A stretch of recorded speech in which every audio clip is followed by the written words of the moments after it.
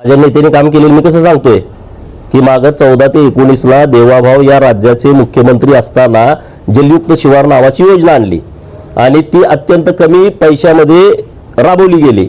या राज्यामध्ये 28,000 गावामध्ये लाखो कामं केली। मग त्यामध्ये नाला खोलीकरण असेल, रुंदीकरण असेल, ओढा खोलीकरण असेल, रुंदीकरण असेल, नदी खोलीकरण असेल, नदींचं पुनर्जीवन असेल, नदीवरती बंधाऱ्यांची चेन करणं असेल, जिथं शेतकरी एक पीक घ्यायचा तिथं 2 घेतोय, जिथं 2 घ्यायचा तिथं 3 घेतोय।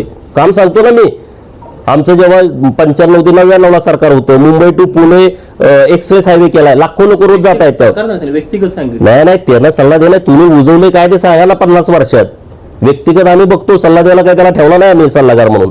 आमचा बी आहेत, आमचे बेंडके सल्ला देतात मला काय करायचं। तुम्ही शेतकऱ्यांसाठी मुख्यमंत्र्याला म्हणतात की एनडीआरएफ जे निकष आहेत त्या निकषामध्ये हे बसत नाही, मात्र कर्नाटक सरकारने एनडीआरएफचे जे निकष अरे बाबांनो, माननीय मुख्यमंत्री महोदयांनी अत्यंत स्पष्ट सांगितलंय, शब्दाचा खेळ कुणी करू नये।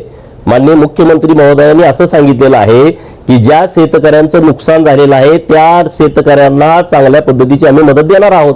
मग ते कुठल्या पण निकषात बसू द्या ना, तुम्हाला मदत मिळाली म्हणजे विषय संपला। त्यामुळे विरोधकांनी ह्याचं काही भांडवल करण्याची आवश्यकता नाही। ज्या मदत शेतकऱ्याला द्यायची सरकारची भूमिका आहे आणि ती येत्या काही दिवसामध्ये तुम्हाला कळेल।